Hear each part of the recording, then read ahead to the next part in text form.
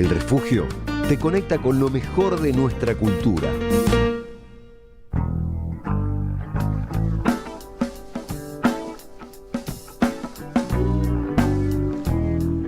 Bienvenidas y bienvenidos, ¿cómo les va?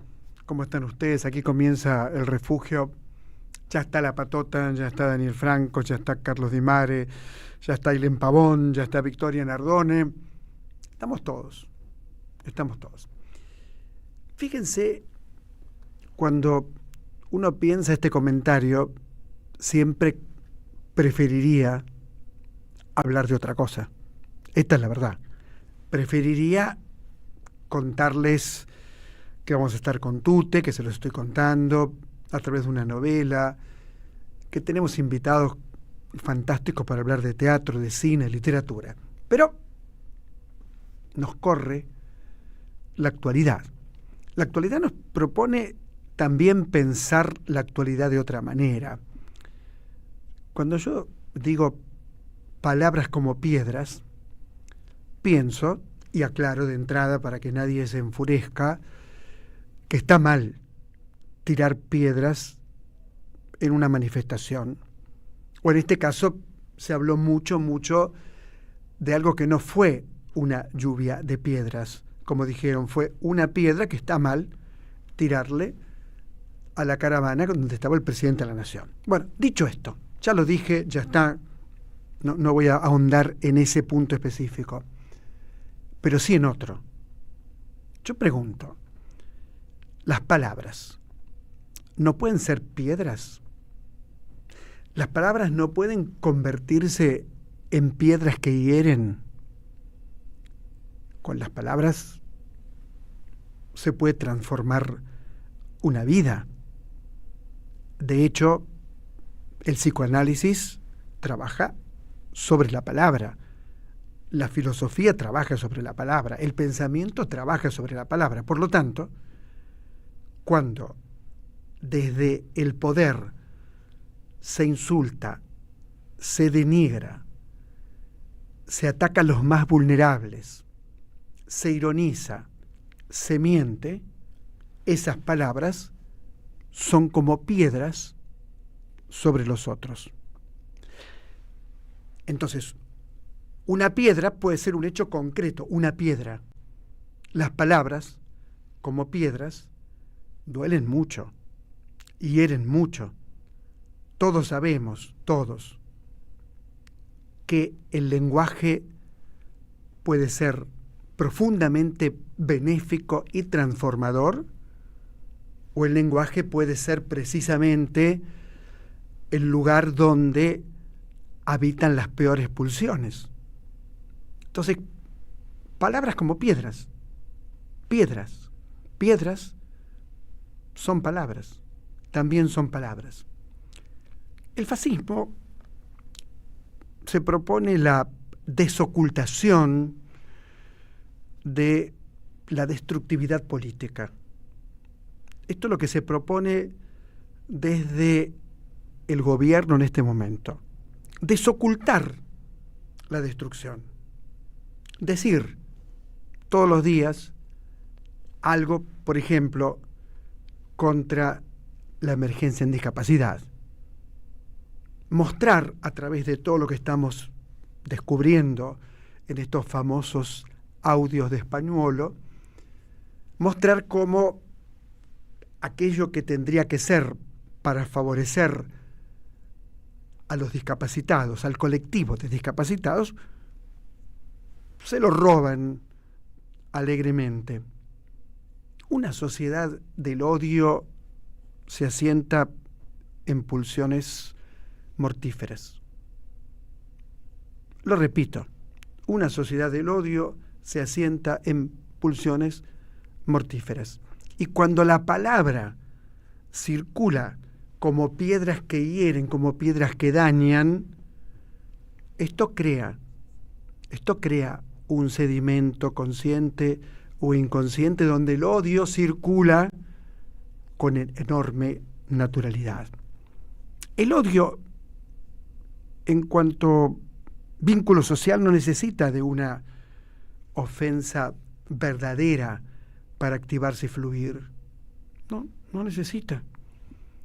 Aparece la vía de la imitación.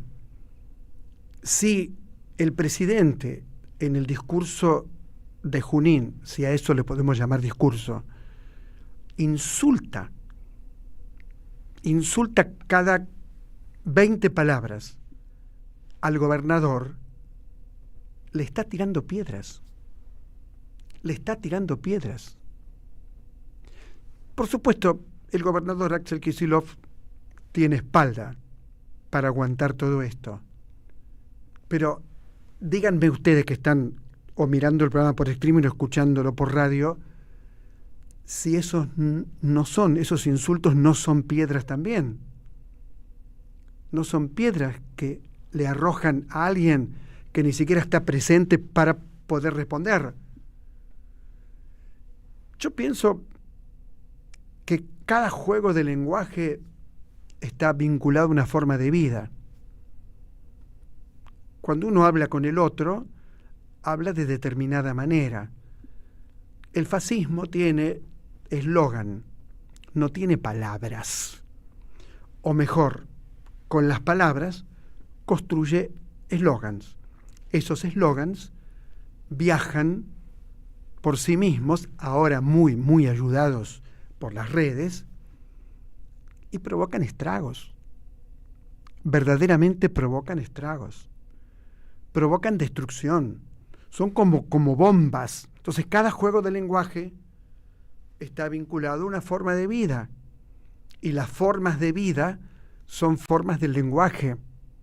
Por eso, hoy cuando pensaba cómo abriría el programa, pensaba en palabras como piedras. Hay palabras que no dicen nada. Hay palabras que dicen mucho y que ayudan a vivir. Hay palabras que contribuyen a desastres individuales y sociales. Por lo tanto, una piedra es una piedra y una palabra puede ser como una piedra. Fíjense que potente las ideas de Spinoza, ¿no? Un filósofo que yo admiro mucho. Él dice que el objeto de la política es producir la mayor cantidad de amistad. No se puede creer en la Argentina contemporánea proponer esto. El objeto de la política es producir la mayor cantidad de amistad. Podemos profundizar en esa idea y decir, el objeto de la política es producir puentes, es producir lenguajes que nos sirvan para poder mirar al otro. Podemos decir que si no miramos al otro no hay manera de construir ni una democracia ni ninguna política que realmente se convierta en una política a favor de la gente y no en contra. Podríamos decir eso también. Entonces, yo pienso, cuando hago este programa, hay que elegir espacios más propicios para la vida. Esto es lo que yo pienso. Hay que elegir espacios más propicios para la vida.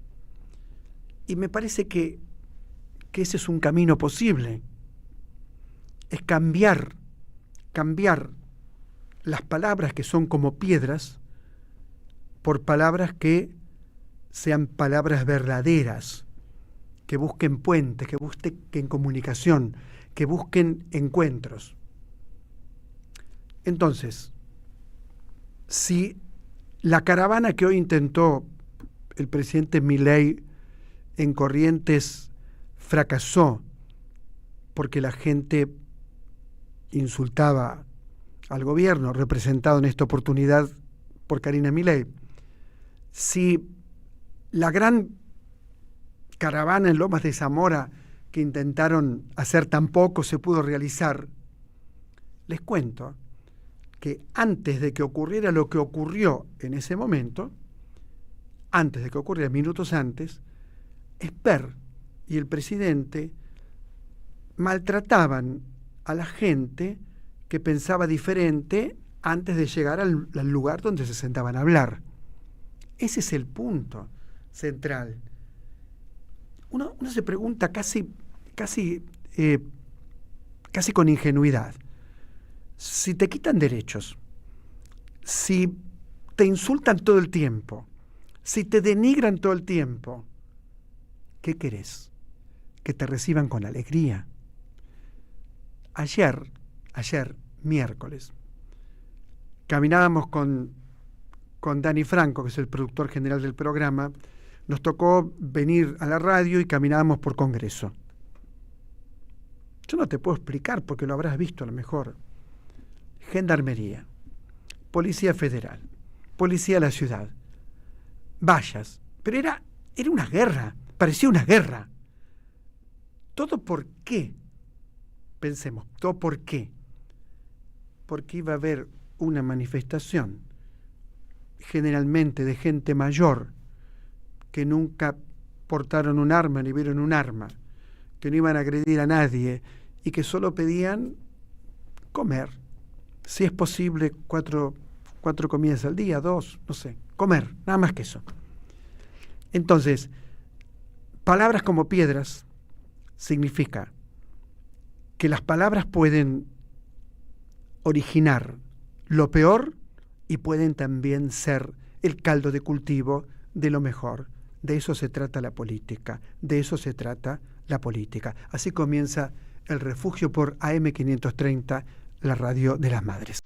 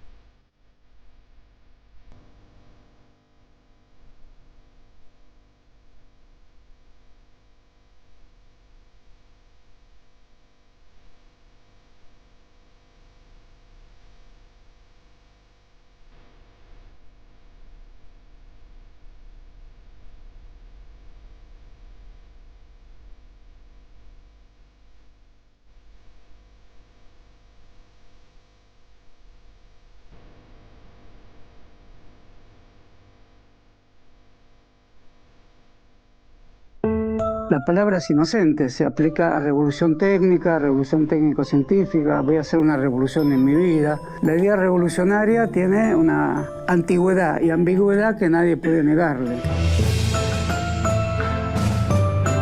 Se está imponiendo de manera vertical una agenda de transición verde que implica el sacrificio de las poblaciones en nombre de una transición energética que solo va a favorecer a los países más ricos.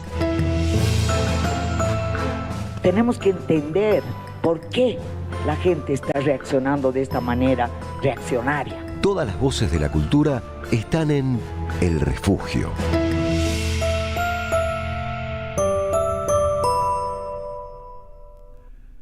Muy bien. Tengo en mis manos una novela gráfica hermosa, verdaderamente hermosa. Yo justo en el editorial nombré Spinoza, ¿no? Que decía todo lo que puede un cuerpo, todo lo que puede un cuerpo muerto también. De esto se trata, y del talento de Tute, porque realmente uno empieza a leerla y quiere seguir y seguir y seguir. Y es más, por momentos quería que no terminara, porque pasaban tantas cosas y el dibujo tiene una poética especial. Ya está. Ensayo para mi muerte, que llegará dentro de 80 años como mínimo. Maestro. ¿Qué tal? ¿Cómo va? ¿Cómo va? Bien, bien. ¿Se me escucha? Se te escucha perfecto. Bueno. Contame cómo nace este proyecto y esta novela. Te diría que nace como una necesidad, como algunos libros, ¿viste? Que son distintos a aquellos que son simplemente una recopilación de material que uno fue produciendo durante el tiempo, y que si bien uno le da un orden y tienen un caminito, porque a mí me gusta hacerlos de ese modo, no son iguales a estos, que son mucho más salidos de las entrañas, ¿no? Y además producidos desde cero. Es decir, este libro nadie me lo pidió, ni lo publiqué previamente en medios episódicamente, no. Este libro diría que surge como una necesidad, y sobre todo una necesidad, me doy cuenta después de haberlo hecho, de sublimar una imagen que para mí fue infeliz, por supuesto, trágica, que fue la muerte de mi hermano,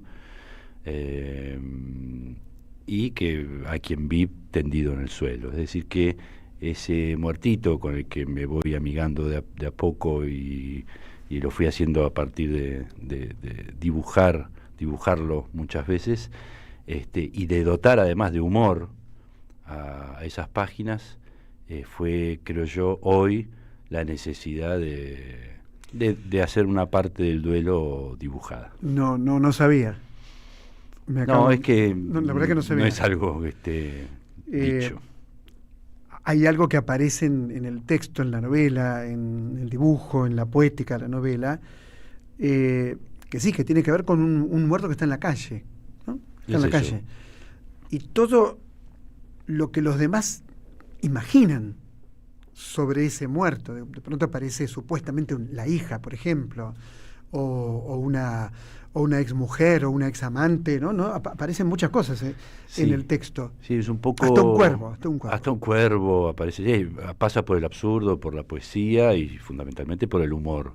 La idea, bueno, también lo fui encontrando, este libro se fue haciendo de a poco y se fue encontrando a sí mismo, y por la mitad del libro me di cuenta de que ese muerto tenía que ser el personaje central desde el principio hasta el final, y tenía que ser casi teatral, un libro de historietas, pero que podía ser perfectamente una obra de teatro. Bueno, cuando terminé de leerlo, te juro, no te lo diría, en serio, dije, tiene una obra de teatro hecha. Sí. Es una excelente obra de teatro. Lo pensé en el acto, con mi amor por el teatro, ¿no? Pero enseguida lo pensé, es una obra de teatro, ya está hecha. Ya está hecha. Sí, ya está hecha. Pero tenés que ponerla en escena. Sí, bueno, ya estoy hablando con unos dramaturgos muy talentosos para esto. Está hecha. Decirles que se fijen un poquito, pero está hecha, ¿no? Yo creo que sí, y esta cosa del último gran acto que tenemos todos, ¿no? Que es morir. Y ahí está, ese cuerpo. Es decir, ya me gustaba entrar a la idea de un personaje cuyo que fuese central, que fuese el personaje central de la novela, pero que no dijera nunca nada, que estuviera ahí omnipresente, silente, y en torno a quien se sucedieran todas las historias, ¿no? Ahora, te pregunto desde la ignorancia, cuando en una página entera aparece el mismo dibujo o un dibujo parecido, ¿no es cierto? A mí como lector me fascina, siento algo que no lo puedo transmitir, es algo que tiene que ver con la belleza de algo, pero ¿qué pensás vos, ¿no? Cuando repetís el dibujo. Bueno, pienso lo mismo, que si bien uno está repitiendo un dibujo, no es el mismo dibujo, ¿no? Claro. Esto que vos dijiste al principio. Y eso hace que ese personaje, a pesar de ser un muerto, esté vivo, ¿no? Que ese dibujo vibre, tenga pulso, esté ahí en movimiento, ¿no? Y eso me parece que es lo que mantiene viva a la novela. Y produce incluso, no sé, una pareja que se pelea, después se reconcilia, no le quiero contar toda la novela, ¿no? Pero produce cosas que uno dice, todo esto lo podría producir ese cuerpo. Claro que sí que lo podría producir. En eso me acuerdo del teatro del absurdo. El teatro tiene ejemplos de Ionesco, de Pinter, de Adamov, tiene muchos ejemplos de este tipo de planteo, ¿no? Exactamente, sí. Sí, entra el absurdo y entra fundamentalmente, creo yo, la idea de que en realidad no es un libro sobre la muerte, sino sobre la vida, ¿no? Claro. Ahí en el principio del libro alguien cita a un mal poeta, que soy yo, con unos versos que escribí a mis 18. Está César Vallejo, acá está César Vallejo. Estoy bien custodiado por buenos poetas, pero ahí me autocito a los 18, 19 años, escribí un versito que me gusta, y ahí lo pongo en palabras de uno de los personajes que dice, como dijo un mal poeta, no hay muerte más propia que la ajena. Y entonces un poco lo que plantea este libro es la posibilidad de vernosla con nuestra propia muerte a través de la muerte de este sujeto que está, de este muertito que está tendido ahí en el suelo, ¿no? Y no dice nada, por supuesto. Contaste cómo nació, algo muy, muy personal y muy triste, ¿no es cierto? Pero ¿cómo crece el personaje? ¿Cómo crece en vos? ¿Cómo fue creciendo? La otra vez mi psicoanalista me hizo una devolución respecto de este libro que me gustó mucho. Me habló de eso, de cómo el tema de por supuesto, de la muerte de mi hermano, que es un gran asunto, como es de imaginar, me dijo algo así como, ¿cómo lo seguiste laburando en este libro, ¿no? ¿Cómo se siguió desarrollando el tema ahí, ¿no? Y me parece que hay, como te decía al principio, una parte del duelo que uno la hace a través del tiempo, simplemente, ¿no? El paso del tiempo, otra a través del análisis, y otra, en mi caso, es dibujada. Una parte, un trecho de ese duelo es dibujado. Qué impresionante, ¿no? Todo lo... Y qué bien, ¿no? Que el psicoanálisis intervenga, ¿no? No siempre nos hace pensar. El psicoanálisis siempre nos permite pensar por qué estamos haciendo esto, ¿no? Claro, o por qué vamos por este camino y no vamos por otro camino también, ¿no? Incluso hago entrar a un psicoanalista ahí en escena. Entra un psicoanalista en escena, claro, que todos le piden una explicación. Se acerque y pide una explicación. Y habla de la pulsión de vida, la pulsión de muerte. Cita a Freud, cuando Freud, de alguna manera, graciosamente decía que la muerte probablemente era algo que uno buscaba, ¿no? Que biológicamente nada indicaba que el cuerpo debe morir, ¿no? Entonces decía que toda muerte, en algún sentido, es un suicidio encubierto. Claro, también más allá del principio del placer, ¿no? Está esto, ¿no? También. Exactamente. Bueno, después se vuelve ridículo ese psicoanalista diciendo, bueno, este hombre ha muerto para llamar la atención y no ha venido nadie, bueno, pero acá estamos nosotros, bueno, empieza todo una serie de diálogos. Empieza a ocupar un lugar más central, ¿no es cierto? Pensaban en la herencia. Yo nunca hablo de los padres ¿no? Pero en tu caso hay una herencia, ¿no? Hay una herencia, Hay una herencia brutal, digamos, ¿no? Sí, brutal. Sí. Y a la vez hay una impronta propia muy profunda, es decir, vos no sos Caloi. No.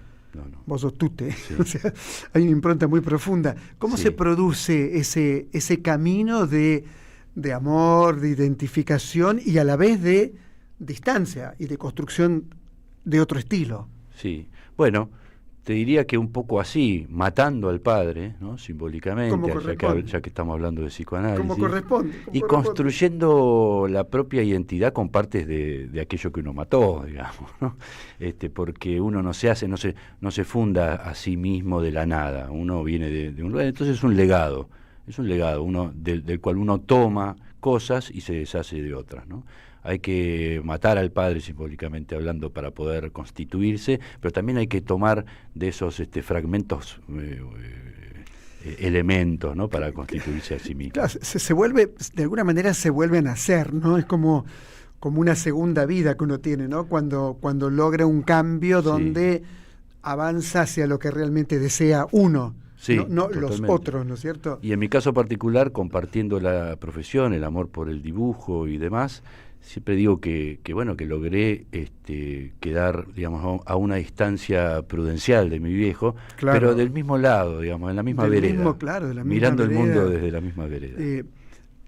Pensaba en todos los libros que leí tuyos donde, donde había una observación sobre la realidad contemporánea muy, muy fuerte, sobre la pareja, sobre el psicoanálisis también, ¿no? En la pareja de Rubén, Sí, Mabel y Rubén. Mabel y Rubén, ¿no? Que me han divertido siempre, toda la vida me han divertido y en momentos uno se siente absolutamente identificado con esos personajes y lo que les pasa, ¿no?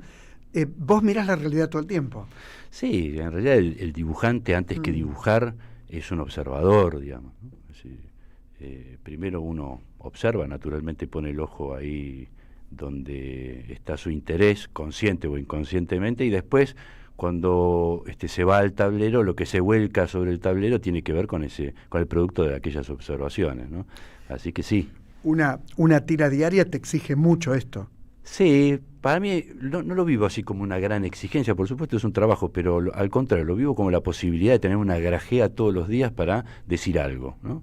Y desde hace muchos años ese algo dejo que fluya naturalmente, es decir, que aparezca, porque de esa manera me aseguro de que aparezca algo que me interesa y que incluso puede ser inconsciente si yo no me doy cuenta de que debe aparecer, así como este libro, ¿viste? Uh-huh. Que surgió como una necesidad. Yo estaba haciendo otro libro en otro sentido y de pronto irrumpió una idea fuerza, digamos, que motivó la producción de este otro libro.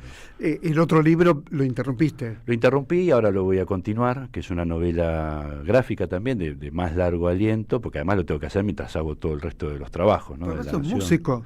Hago algunas canciones, no soy músico, pero Bueno, hago canciones. Bueno, haces canciones, no es poco. Estoy escribiendo una serie, terminando de escribir una serie, una comedia, ahí con dos amigos, con Max Aguirre y Luciano Saracino, que vamos a presentar ahora en plataformas. Así que digo, soy un diletante, hago de todo. Me mando por una serie. Una serie, una comedia, sí. Tema.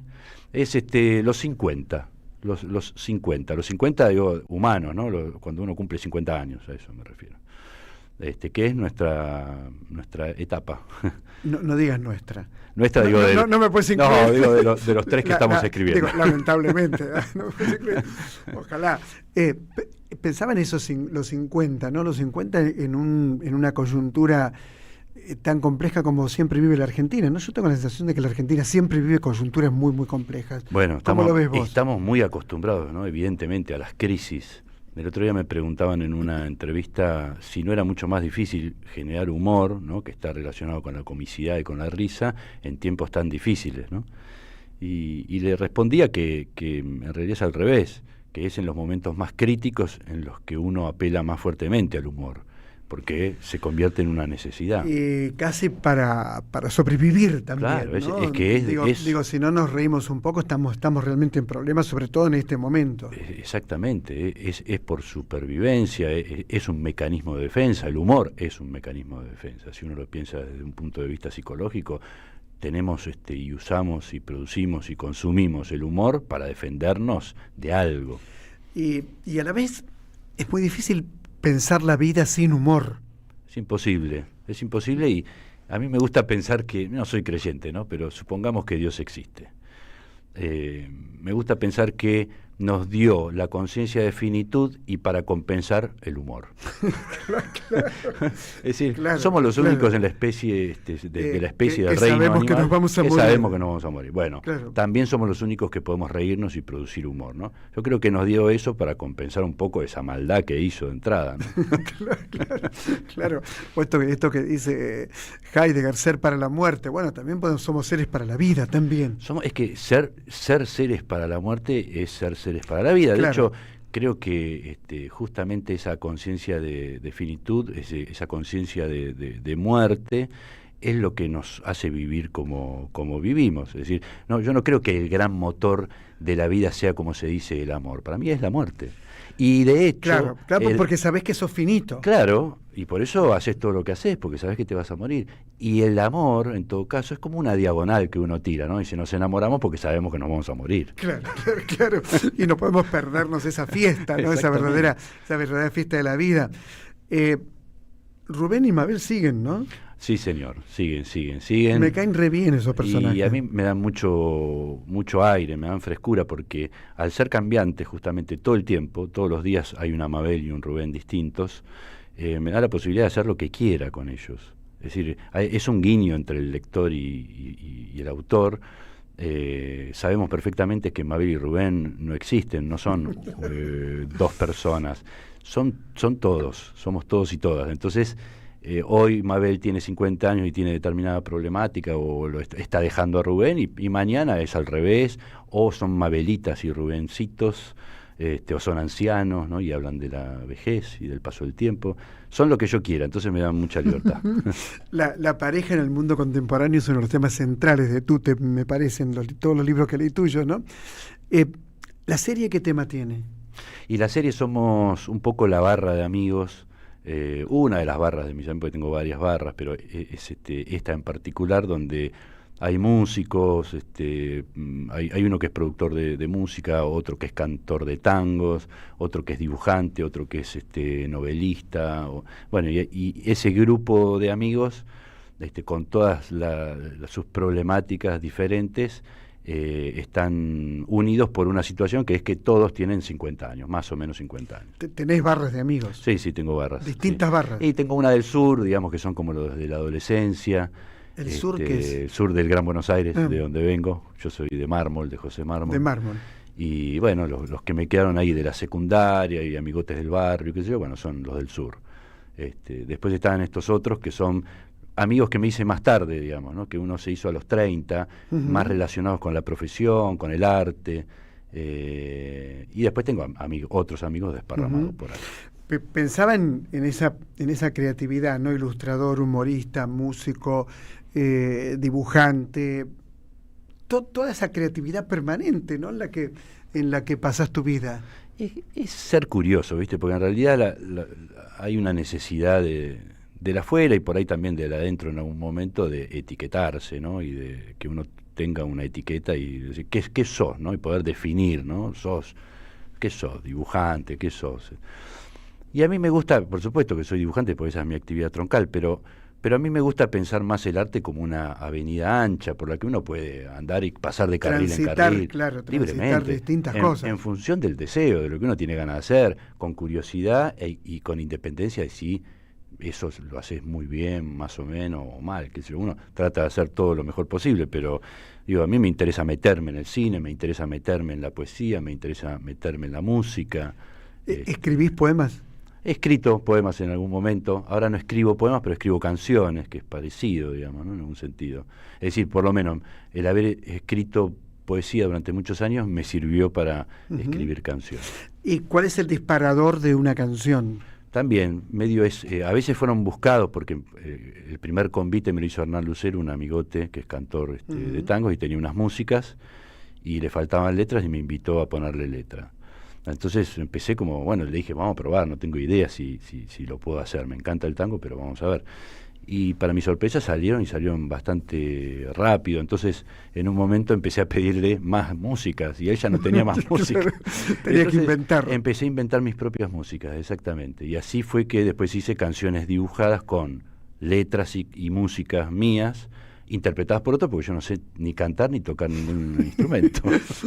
Qué bueno. Y acá está el Negro Dolina, el querido Negro Dolina. Sí. Habla de caminantes, novios, niños, pintores, poetas, barras bravas, ¿no? Payadores y señores del barrio discuten alrededor del finado, tratando de saber quién es realmente. Es lindo lo que escribió. Sí, hermoso. Tener ahí el prólogo del Negro Dolina es un gran honor, porque por supuesto él es uno de mis padres artísticos, digamos, ¿no? De mi cultura. Sí, porque él se mete en todo. Él se mete en todo y yo lo he consumido desde mi preadolescencia y lo sigo consumiendo. Es decir, el otro día casualmente volví a escuchar la opereta Lo que me costó el amor de Laura, ¿no? Una maravilla, ahí metiéndose excelente. con la música. Creo que se hizo en el San Martín, si no me equivoco. Sí, se hizo también en el Cervantes o en el Coliseo. En el Coliseo, yo la vi, me acuerdo perfectamente. Sí, yo también. Muy linda, hermosa. Se mete ahí con la música clásica, mezclada con lo popular, ¿no? Por eso es una opereta, con Mercedes Sosa, Serrat, Lelutier, bueno, qué sé yo. Toda una generación, ¿no? Una maravillosa generación. A ver, tenés que conseguir leer, comprar, pedir prestado, no te digo afanarla porque no. Ensayo para mi muerte, de Tute, es un libro hermoso, porque ahí aprendes algo que yo no sabía, cómo el dibujo puede sostener una poética que tiene que ver con la belleza, porque la belleza te sorprende. Entonces, ver ese personaje en el piso todo el tiempo y ver qué suscita ese personaje, te provoca ese efecto de belleza que es como un efecto de enceguecimiento. Uno desea seguir enceguecido en esa atmósfera que crea Tute. Tute, muchas gracias. Bueno, no, gracias a vos muchas gracias. por la invitación, y déjame hacer una aclaración. El libro no está en librerías porque por primera vez además me autoedité. Pero tiene que estar. Y en algún momento va a estar, pero ahora solamente se consigue en mi página web. Se puede comprar a través de mi página. Decí ya cómo se hace, por favor. Que es tutehumor.com. tutehumor.com. O sea que si vos querés el libro, lo tenés que comprar en tutehumor.com. Acordate, tutehumor es fácil, tutehumor.com. Muchas gracias. Gracias a vos. Hay mucho más en el refugio, ya volvemos. Deja tu mensaje en nuestra línea de oyentes de WhatsApp. 11 3200 0530.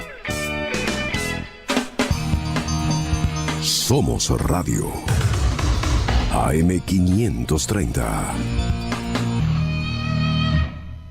El destino de tus vacaciones está en Turismo Cabal. Viví los momentos que querés, con viajes armados a tu medida, con las mejores ofertas y los paquetes que buscas, con más de 35 años de experiencia. Entra en www.turismocabal.com.ar y encontrá las vacaciones que necesitas. Turismo Cabal. Seguridad en viajes. Destinada a la cartera de consumo. Más información en www.turismocabal.tour.ar. Alimentos cooperativos. Producción y comercialización de productos cooperativos y de agricultura familiar. Envíos a todo el país. Por pedido, envía tu mensaje al 11 34 31 2928. Seguinos en Instagram como @alimentos cooperativos. Seguí a la Cámara de Diputados de la Provincia de Buenos Aires a través de sus redes sociales y entérate de todas las actividades legislativas en Instagram y Facebook como @diputadosBA y en Twitter como HCDiputadosBA. Irse a la banquina no es necesariamente algo malo. Los viernes a las 21, AM530 busca otros caminos. La Banquina. Entrevistas, recomendaciones, nuevas tendencias y una agenda federal. Los viernes de 21 a 23, La Banquina. En AM530 Somos Radio. Buscamos la verdad. Siempre. En 2025 vení a los talleres de Lecuni. Música, actuación, coro, tangos, cuentos, teatro, percusión y mucho más para compartir en familia. Acordate, en 2025 los talleres de Lecuni te están esperando. Informes e inscripción, informes.ecuni@gmail.com y seguinos en Facebook, Espacio Cultural Nuestros Hijos, y en Instagram, @ecuni.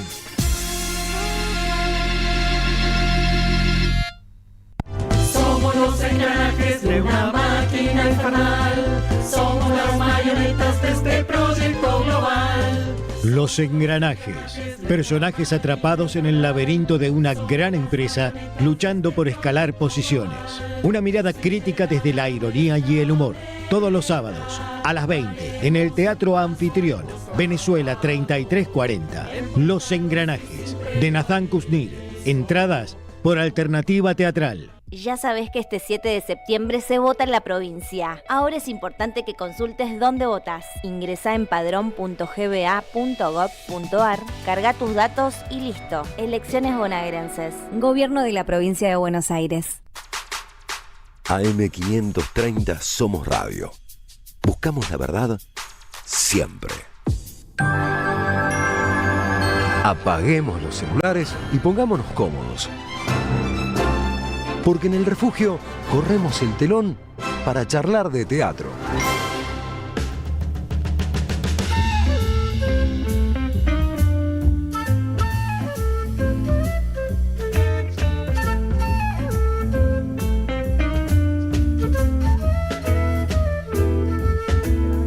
Bueno, hay veces hay sorpresas, pero no sorpresas porque uno piense que el otro no tiene talento, no, todo lo contrario, Renata Marrone tiene talento, sino porque te tiene que salir bien un espectáculo, una obra de teatro, un texto. ¿Qué me sorprendió tanto de las hermanas Feller, ¿no? ¿Qué me sorprendió tanto?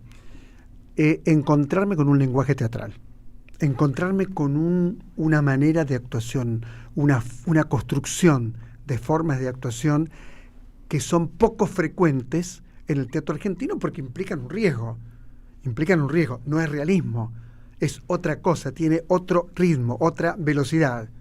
Entonces, Renata logra no solo un texto muy, muy potente, con mucho humor, aunque estamos hablando de abandono, pero también tiene mucho humor ese texto, sino que logra que todos los actores, actrices, 3 actrices, un actor, consigan una unidad en el estilo de interpretación.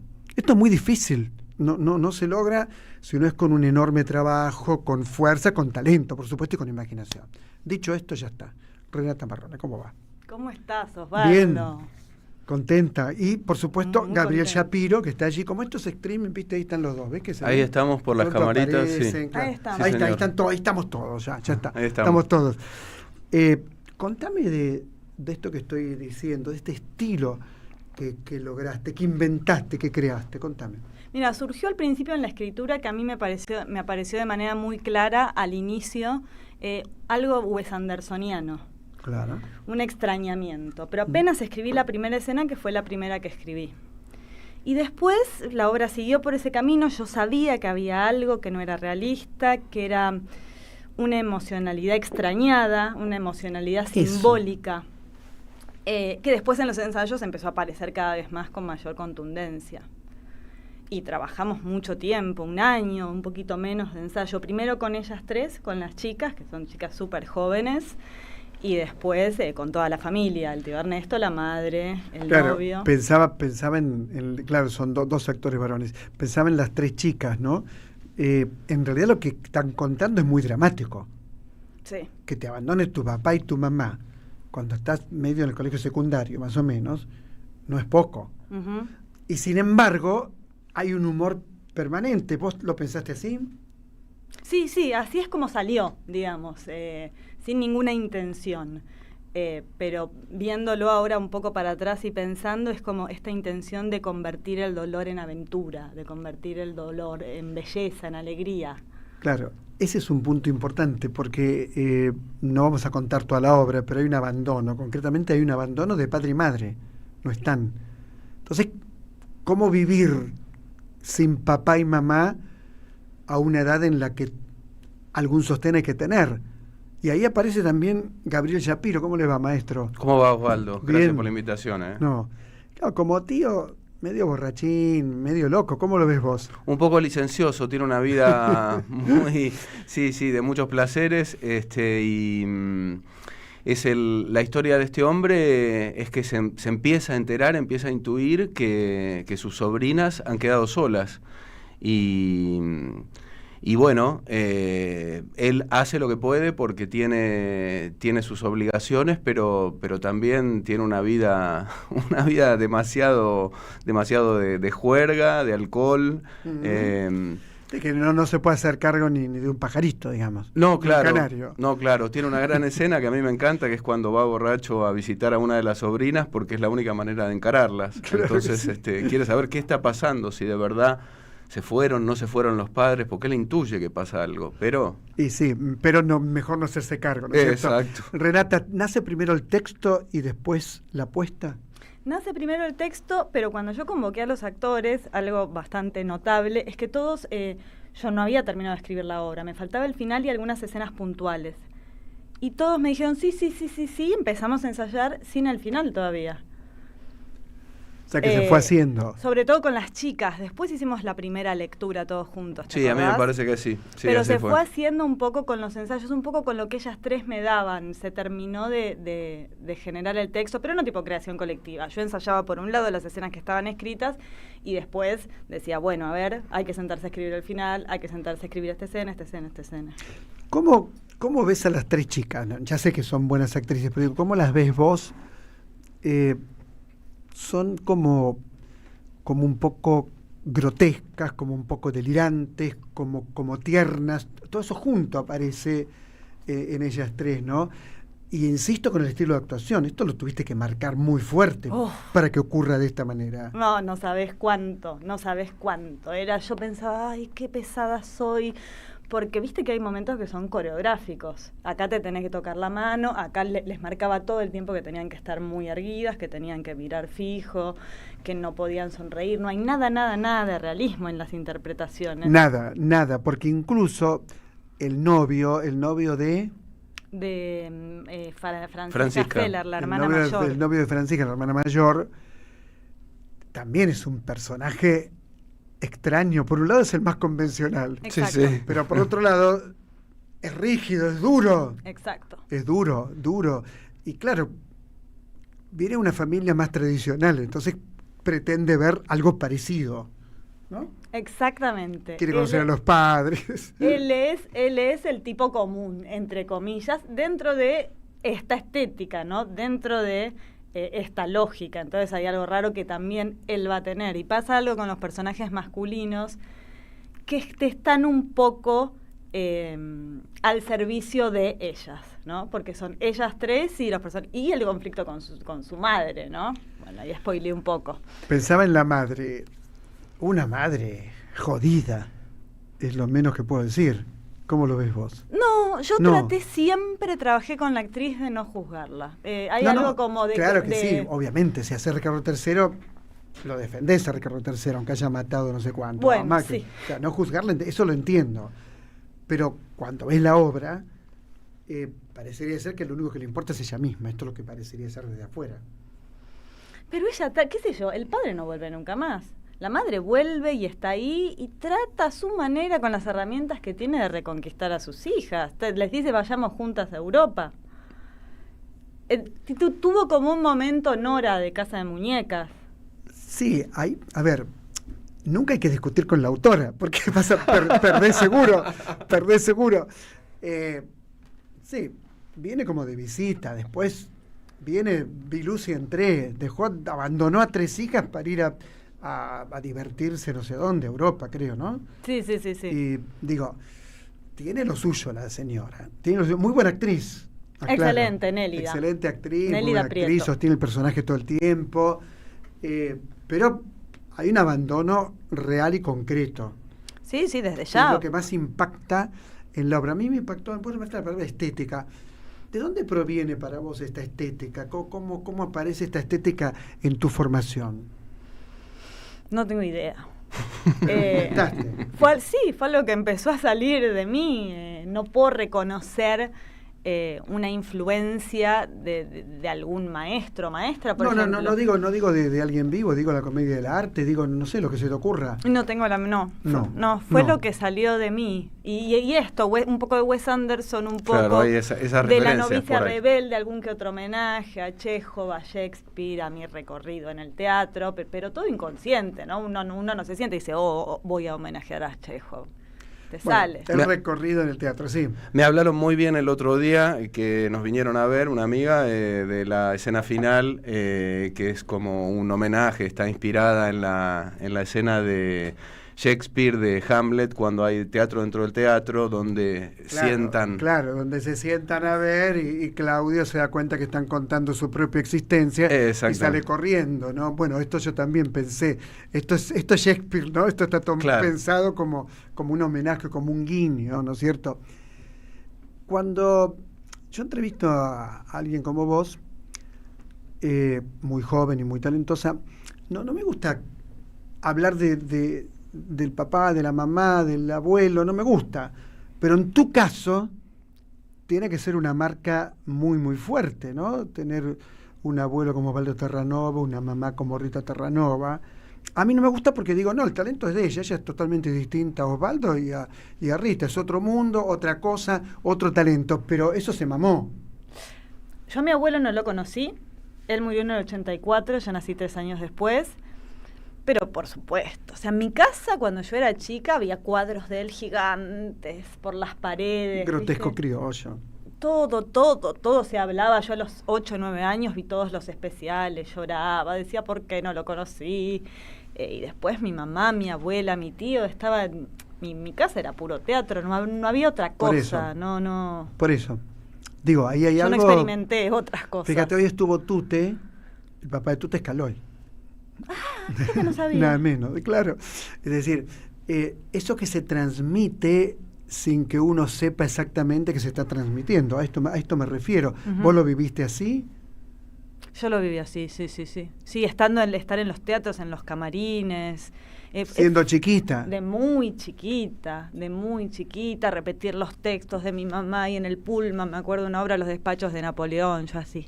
Y el director me callaba porque yo capaz hablaba muy fuerte, me quería subir al escenario, viste, esa cosa de los chicos. Bueno, sí te vi actuar con tu mamá, eso sí. Claro. Eso lo vi hace poco, en el Tinglado.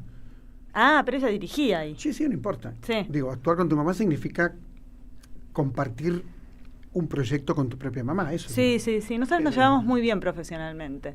Y hablamos mucho, es nuestro lugar. Uh-huh. Pensaba también en la dramaturgia, la dirección y la actuación, las tres cosas. Sí. Las tres cosas son tuyas, digo. Sí. Siempre fue así. Sí. Yo siempre, desde muy chiquita escribo, desde niña, y dirigir que hice siempre, pero siempre desde que me acuerdo.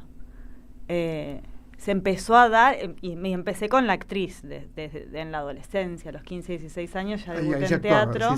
Sí, ahí ya arranqué. Y después el proceso de llegar a una madurez, entre comillas, con la escritura se fue dando estos últimos años. También me llamó la atención un domingo a la noche que había bastante público. Sí. Eso está bueno. Sí. Eso está muy bueno. Sí. Y en tu caso, ¿cómo te acercas a este proyecto? ¿Te llamó ella? ¿Te convocaron? Y nosotros nos conocimos con Renata trabajando hace un par de años, ya bastante, ya perdí. Sí, somos muy amigos. Y somos muy amigos, tenemos afinidades artísticas también y bueno, nos llevamos muy bien. Pues yo te he visto en otras obras. Es probable. Sí. Espero que hayan sido buenas. Sí, no me acuerdo ahora, pero te veo y estoy seguro. Sí. Bueno, sí. Que y bueno, estábamos en Babel también, en Babel, claro. La que dirigió Crista. Crista. Es un ejemplo, claro. Así que sí, de ahí viene el vínculo y cuando me mostró el texto me encantó. Sí, era una comedia un poco irónica, corrida de la realidad, eso a mí me encanta. Con un vestuario también especial. Con un vestuario que va acorde a ese corrimiento y una metáfora del crecimiento de estas tres chicas que crecen así a las patadas, que se las arreglan solas. No sé, eso me parece como muy simbólico también de la obra. Uno podría decir que todo crecimiento es un poco así, ¿no? Aunque no te abandonen tus padres, ¿no? Un poco duro, todo sí. Crecimiento es ensayo y error, ¿cierto? ¿Hay otra obra que estás por estrenar? No estoy por estrenar, pero sí estoy en la preproducción, digamos, que es mi obra Sarita, que es una comedia de terror escrita en verso. Sobre una niña. Es una comedia de terror escrita en verso? Es una comedia también. Está escrita íntegramente en verso y es la historia de una niña asesina serial. No. Que llega a un freak show acá en La Pampa porque pierde los brazos en un barco, viene escapando de algunas cosas que hizo en otro continente. Vos sabés que acabo de leer un libro estupendo, ¿no? De un asesino serial. Estoy tratando de acordarme el nombre, ya me voy a acordar. Porque es como que es un tema tan, bueno, es horrible obviamente, ¿no? Pero es un tema tan teatral, eso quiero decir. Sí. Tan Macbeth, tan Ricardo III, tan shakespeariano, ¿no? El asesino que progresa, ¿no? Progresa en el mal sería, ¿no? Profundiza en el mal. Sí, absolutamente. Y esto es una comedia negra. Es una comedia negra, sí, tiene algo medio gore, como medio gran guiñol también hacia el final, pero es muy narrativo, hay muchos monólogos de ella contando sus crímenes.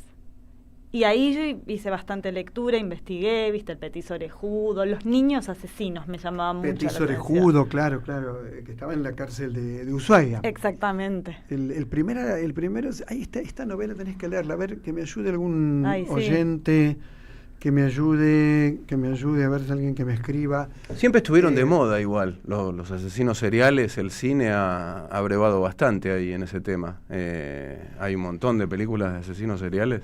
Claro. Tienen un atractivo que es hipnótico, ¿no? La locura, el terror, todo eso siempre llama mucho la atención. Despierta, me parece, el morbo. Bueno, además te propone un límite que por suerte la mayoría no pasamos. Sí, digo, exactamente. El crimen en sí mismo es como una experiencia que conoce poca gente, ¿no? Pero es una experiencia sin retorno. Claro. No hay retorno de eso. Absolutamente. Digamos, el que pasó ese límite ya lo pasó. Chivo ahora. Hermana Feller. Horario. Las Hermanas Feller, los domingos, 20-30 horas, en el Teatro Moscú, Velasco 535 y Scalabrini Ortiz. Velasco 535 y Scalabrini Ortiz. Domingos 20-30 horas. 20-30 horas. Así es. Nombrás, si te acordás, a todos. El el elenco. Malena Finamore, que ahora está siendo reemplazada por Hanna Lukac, Mora Segade, Laura Amato, Gabriel Shapiro aquí presente, Nélida Prieto y Jonas Bollman. Bueno, lo que tienen que hacer es ir al teatro. Siempre lo digo, vayan al teatro. Porque una entrevista es una entrevista, todo lindo, fantástico, pero lo importante es que vayamos al teatro, paguemos la entrada, en lo posible paguemos la entrada, porque el teatro independiente está hoy más que nunca acosado por las políticas del gobierno actual. Por lo tanto, es muy, pero muy importante apoyar al teatro independiente, sobre todo cuando es tan bueno como Las Hermanas Feller. Así que recordá, Las Hermanas Feller, domingos 20 y 30, Moscú, teatro con Renata Marrone, y aquí está hoy Shapiro, ¿no es cierto? Sí, señor. Muchas gracias. Gracias a vos, Muchas Osvaldo. gracias. Esto es Gracias, El Refugio, Osvaldo. ya volvemos.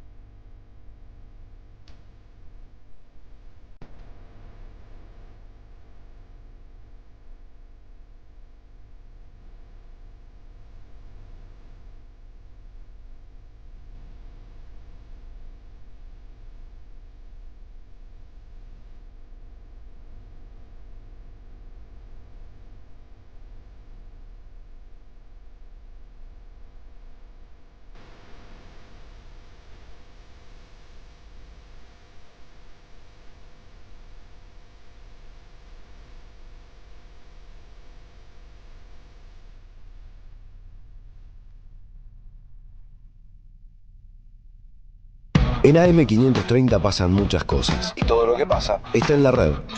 Somos Radio AM530 en Instagram. Entérate de lo que pasa. AM530. Somos redes. Somos radio. El sabor que te acompaña es Café Bantú. El aroma en la mañana de Café Bantú. Bantú.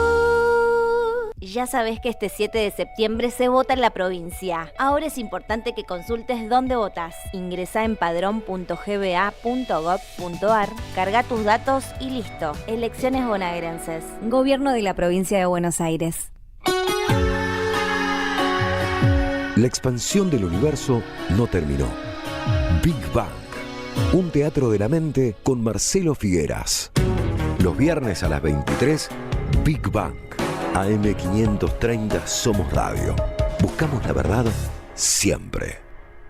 El sistema colonial develado de Jean-Louis Bastey, un libro clave para comprender los pilares centrales del colonialismo en la pluma del que fuera el principal teórico de la revolución haitiana, con un estudio preliminar del historiador argentino Juan Martínez Pería. Conseguilo en librerías y en edicionessicus.com.ar.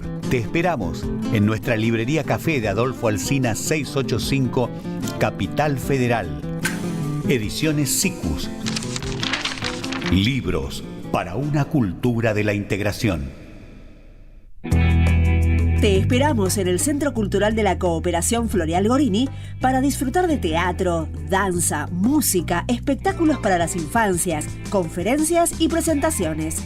Podés compartir un rico café o leer un buen libro en la calidez de nuestra planta baja.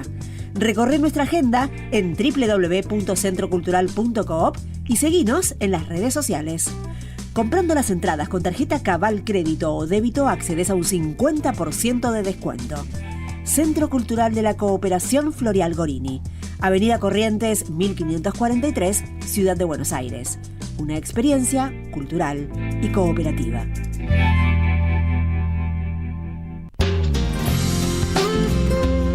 Buscamos informar, escuchar, debatir, pensar, para acercarnos entre todos a la realidad. AM530 Somos Radio. Buscamos la verdad siempre.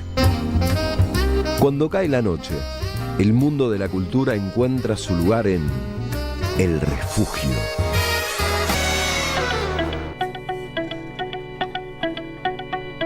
Bueno, uno cuando piensa en la radio, de pronto siempre se sorprende. Por ejemplo, Gabriel Bastianelli nos escucha desde San Salvador de Bahía. San Salvador de Bahía, en Brasil. Es raro, ¿no? Grande Caetano dice, escucho desde Salvador de Bahía el programa. Qué maravilla, ¿no? También María José Gómez dice, buenas noches Osvaldo, qué buena metáfora la de Tutti sobre el humor gráfico. Es una grajea para decir algo, un gran artista. Gracias por este refugio de cada jueves que nos hace tanto bien, dice María José Gómez. David Alejandro Pérez, al fin un poco de aire sin tanta urgencia, un refugio en el mejor sentido. Norma Gómez, excelente Osvaldo por el modo de llevar las entrevistas. Orlando Rojas, gracias Osvaldo. Buenas, soy Claudia, de Marcos Paz. Qué lujo va a ser esa serie. Habla de la serie de Tute, futura serie de Tute. Luciano Saracino, guionista de Héctor Genmar Westergel. Es una garantía. Abrazo a ambos, dice. Osvaldo, qué charla más entrañable que has tenido con Tute. Hermoso momento radial. Un abrazo, Adriana Pérsico. Fernando de Quilmes, hola Osvaldo, claro que las palabras lastiman y las coimas también. Como siempre, gran programa, dice Fernando de Quilmes. Gracias, muchas gracias. Qué placer escuchar este excelente programa, dice Elisa de Tandil. De Tandil. ¿Cómo anda Tandil? No comento sobre los invitados ya que siempre son de excelencia. Sandra y luego el refugio, un placer, Quiroga, dice Elisa de Tandil. Y acabo de comprar el libro de Tute, me lo vendiste vos, dice Osvaldo Elisa de Tandil. No, me lo vendiste vos, Osvaldo, perdón, dice Elisa de Tandil. Bueno, más mensajes. Bueno, siempre algunos mensajes son muy políticos, porque esto es una radio que, cosa que me gusta mucho, es una radio muy política. Habla de el tipo, entre otros traumas, es narcisista, megalómano, misógino, etcétera. Bueno, le dijo, nos imaginamos ya de quién está hablando. Dice, vamos ganando, los haremos bosta a todos, en especial los kirchneristas, son cucas. Por eso, acá está el punto de la palabra. Cuando uno a otro le dice cuca, cerebro infecto, a los que hay que exterminar, digo, son piedras en serio, eso sí que son piedras, ¿no? Decirle a alguien todo esto, que es lo que dice el gobierno, ¿no? Cuando habla el presidente, dice exactamente estas cosas. Por ejemplo, cerebros infectos. Por ejemplo, salió como si no hubiera problemas gravísimos con el tema de discapacidad, salió uno a decir que los que tiran piedras son discapacitados mentales. Digo, ¿por qué no se ahorra la palabra, no? Me parece, en esta coyuntura, en cualquier coyuntura, ¿no? Pero decir eso es muy, muy brutal, ¿no es cierto? Me parece. Bueno, mensajes que bueno, algunos son demasiado a favor del programa, ¿no? Entonces algunos hasta me da vergüenza leerlos. Quiero contarles de un libro que llega a mí, lo mandó Paradiso, supongo que es la editorial, de Vivian Lofiego, a quien nunca la había leído en mi vida, no la conocía, con un prólogo muy, muy bueno de Elsa Osorio, que sí conozco mucho, de Daniel Goebel, también unas palabras de Daniel Goebel en la contratapa. El título del libro es Las recluidas. Bueno, empiezo a leerlo. Digo sinceramente, es una excelente autora, Vivian Lofiego. Desconozco todo de Vivian Lofiego, todo. Lo único que conozco es este libro hermosísimo de relatos que acabo de leer, donde nos encontramos con historias que tienen que ver con la historia. Por ejemplo, Felicitas Guerrero, por dar un ejemplo. Por ejemplo, la familia O'Gorman, donde está Camila O'Gorman fusilada junto al sacerdote Ladislao. Por supuesto, fusilada de manera brutal, injusta, perversa, siniestra, todo lo que se puede decir sobre eso. Pero estos personajes aparecen en los cuentos con citas que dan cuenta de un universo en común. Esteban Echeverría, Clarice Lispector, ¿vieron cuando se escribe antes de que comience el cuento que hay un epígrafe? Silvia Plath, la enorme poeta Silvia Plath, no me canso de pensar en Silvia Plath, que se suicidó siendo tan joven y que dejó algunos de los poemas más bellos que se hayan escrito, con una enorme traducción al castellano. No me acuerdo ahora de quién es la traducción, pero se ha publicado su obra completa con una traducción maravillosa, ¿no es cierto? Es decir, el universo que ella describe es un universo donde sí está la literatura incorporada, ¿no? No es que la plagie de Clarice Lispector, de Mary Shelley, ¿se acuerdan de Mary Shelley, no es cierto? De Frankenstein, ¿no? De Nancy Filson. Bueno, todo de Anna Akhmatova, que es mi poeta favorita, la gran Anna Akhmatova, que soportó lo que soportó en la Rusia stalinista, que fue terrible lo que le pasó a Anna Akhmatova, como lo mismo que le pasó a Marina Estebatieva o a Osip Mandelstam, todos perseguidos, destruidos, encarcelados, fusilados, asesinados por el estalinismo. Pensar que todavía hay gente que tiene reparos, ¿no? Como si el estalinismo no hubiera sido tan parecido al hitlerismo, ¿no? Aunque fue Stalin el que paró a Hitler, ¿no? Pero tantas similitudes hay en la persecución a la cultura, en los crímenes, en los asesinatos. Bueno, son sinónimos, claro está. Lo cierto es que Las recluidas de Vivian Lofiego tiene lo principal que puede tener un autor o una autora, que es una voz propia, una manera de narrar propia. Así que recomiendo muy enfáticamente las recluidas. Creo que la autora, creo que vive en París. Pero, por supuesto, lo estamos recomendando, y si nos acercamos, si se acerca en algún momento, nos acercamos nosotros, podemos entrevistarla. Teatro tenemos un material maravilloso.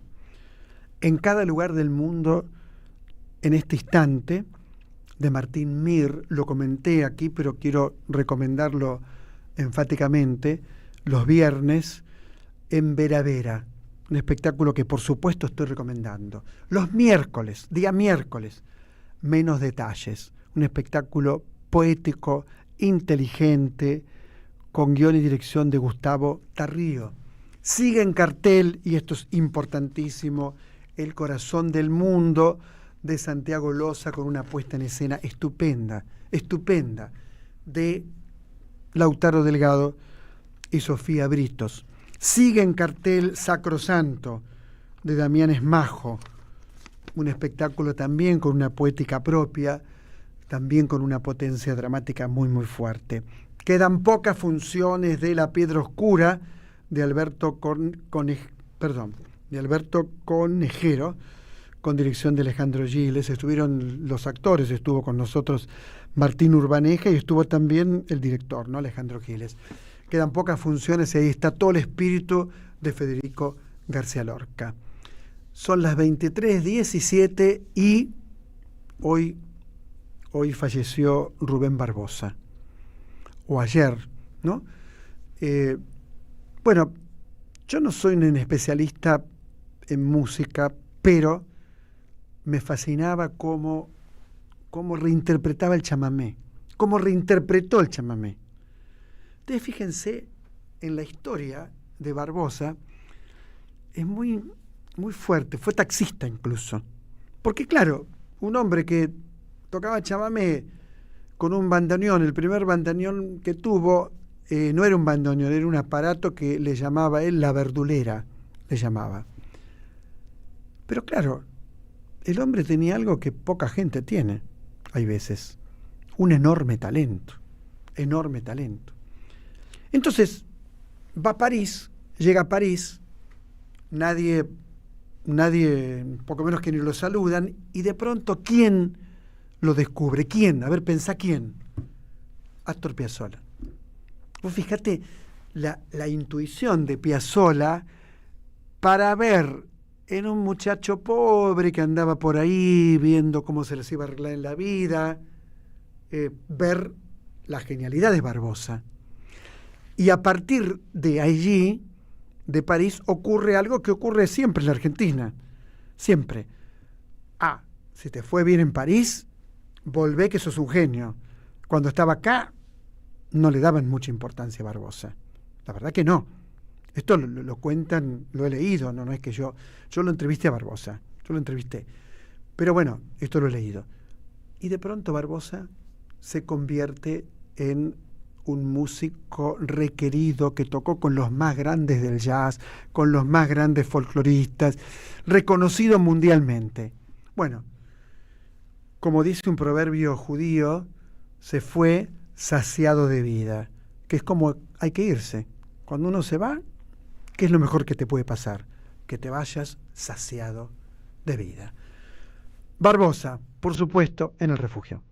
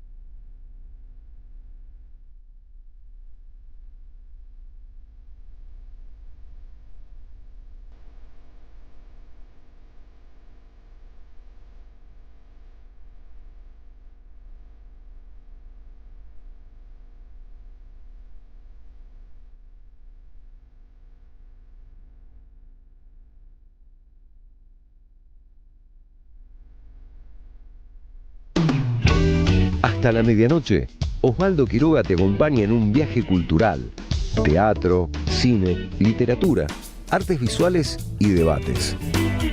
En El Refugio.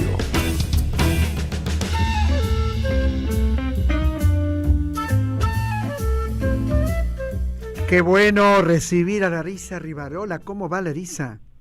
¿Cómo estás, Osvaldo? Buenas noches. Contame cómo andás. Muy bien. Muy bien. Yendo al teatro. En este contexto decir muy bien, que decir ya ir al teatro y estar con leyendo, la familia y estar en casa. Leyendo, familia, marido, hijo, qué sé yo. Es lo mejor que nos puede pasar. Es un montón. ¿No? Claro, es un montón. Claro. Exactamente, es un montón. ¿Cómo es una historia del teatro para niños? ¿Puede ser o me equivoco? Decime si me equivoco. Puede ser, parece increíble, pero es la primera historia del teatro para niños en nuestro país. Contame, por favor, cómo es. Para niños. ¿Cómo es la primera publicación que toma el tema. Lo primero que me llamó la atención y muy interesante es que está publicada en una editorial cooperativa que además es de Santa Rosa La Pampa. Así que de un laburo de una cooperativa gráfica, o sea, muy interesante. Y es un libro además que, o sea, toma un aspecto justamente, por eso la sorpresa, no trabajado. En principio yo entiendo que no por desinterés, la verdad que todos los proyectos, sobre todo el último muy grande de historias del teatro argentino en Buenos Aires o historias del teatro argentino en las provincias, sobre todo los volúmenes de, por ejemplo, que publicó Osvaldo de Pelletieri en vida, o sea, recortar y entender la complejidad del fenómeno teatral, uno entiende por qué y qué es lo que puede quedar afuera. Pero por suerte, esto que era un área de vacancia, por lo menos hasta a la publicación de este libro, lo recoge una de las investigadoras del grupo de Pelletieri, que es Susana Yaí, que es profesora y licenciada en letras, es una investigadora de un trabajo muy interesante, sobre todo sobre infancias, que armó un equipo, creo que no es casual que haya estado integrado 100% por mujeres, y si me das unos segundos más, me gustaría nombrarlas a todas.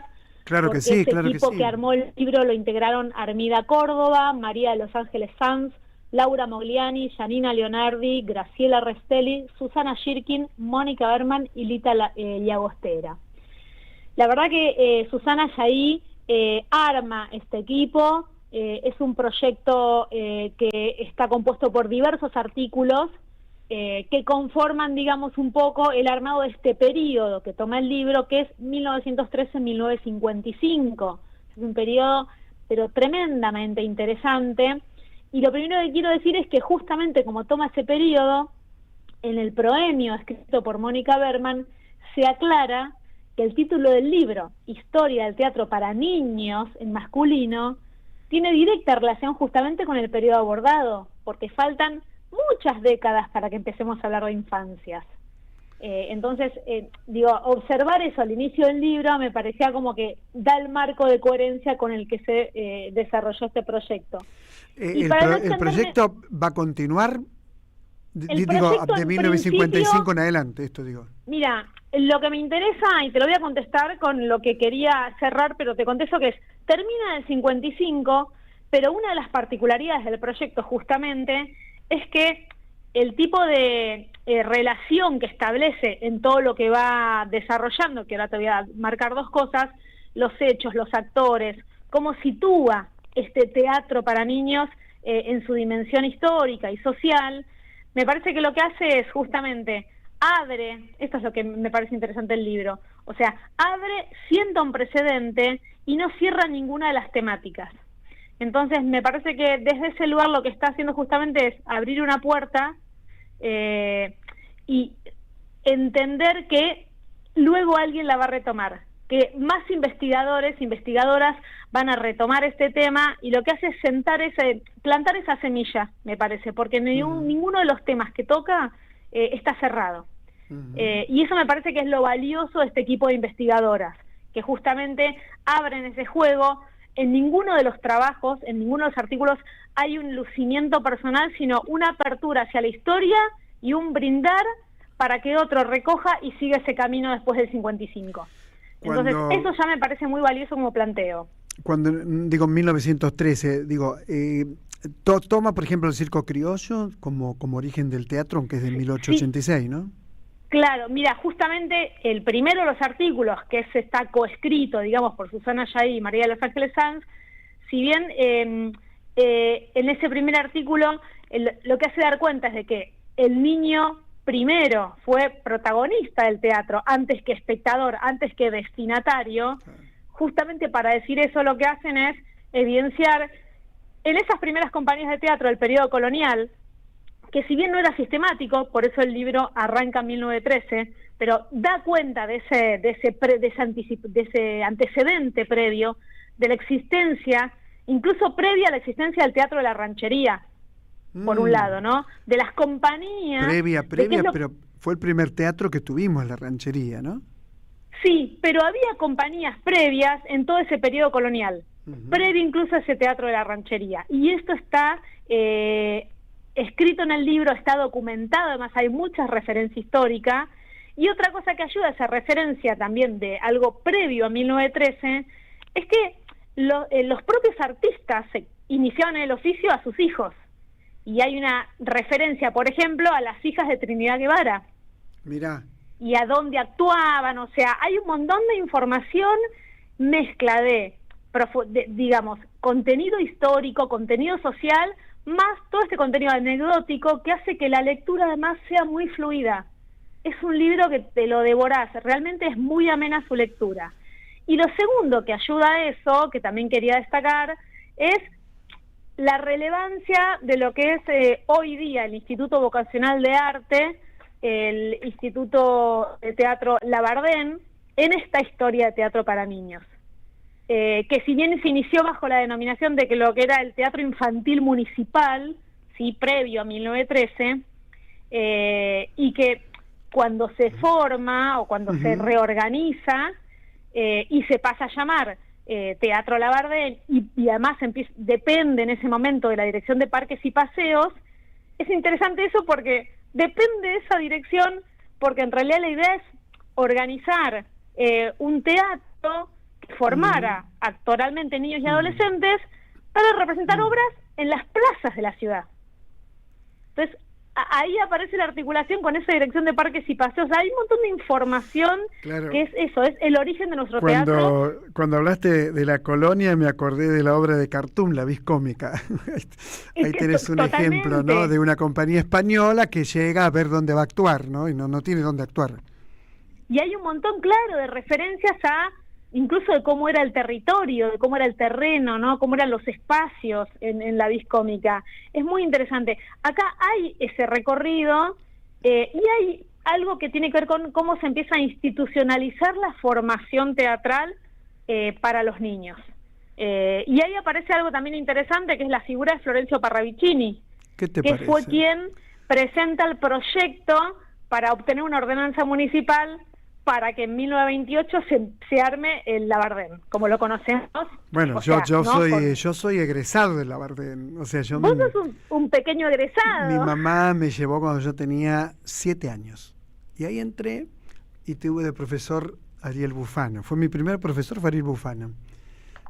Que me acuerdo que me enseñó a hacer títeres con papel maillé. Me acuerdo. Que era uno de los contenidos. Claro. ¿Y fuiste al Labardén? Yo no, pero mis hijos todavía están ahí. Bueno, fíjate, hace un tiempo me invitaron, bueno, bla, bla, bla, y está el mismo patio ajedrezado. Eso me impactó. Nos daban un mate cocido, me acuerdo, a la tarde. Seguramente fuiste a Parque Chacabuco. No, fui a Solís y Garay. Yo iba a Solís y Garay. Garay, sí, bueno. Está el mismo patio ajedrezado, igual que cuando yo iba. Eso me llamó. Siguen dando mate cocido. Claro, no creo que estén las mismas materias. Yo tenía declamación, tenía danza folclórica. Un poco habrá cambiado, ¿no? Pero tuve un profesor tan maravilloso como Ariel Bufano, que fue increíble cómo me abrió la cabeza Ariel Bufano. Siempre se lo dije obviamente, ¿no? Cuando vivía, y también se lo conté a quien fuera su mujer mucho tiempo, ¿no? La importancia que tuvo para mí Bufano y el Labardén. El Labardén es maravilloso. Yo creo que es una institución como en ese sentido muy paradigmática, incluso desde lo pedagógico. Claro. Y creo incluso quienes te antecedieron la tuvieron de docente Alfonsina Storni, por ejemplo. Claro, yo no. Por eso digo, mucho antes. Y hoy en día, siguen como en esa línea. Me parece que es pensar eso en términos institucionales y en términos programáticos, todo lo que significa la formación a través del arte. O sea, incluso la introducción, me parece, en el mundo escolar a través del arte, porque los niños arrancan desde el jardín. Todo ese recorrido que el libro recupera, se le suma, esto también lo quería acotar, no solo desde lo institucional, sino todos los diferentes, movimientos o espacios políticos que tuvieron proyectos de teatro para niños. Me refiero desde las compañías infantiles de Camila Quiroga y Angelina Pagano. Claro, Angelina Pagana, ¿te acordás? Por eso, tenían su proyecto de teatro para niños. Claro. Hedy Krila también lo tuvo, y eso está en el libro. Algo muy interesante, el lugar que ocuparon los niños en las formaciones militantes de izquierda.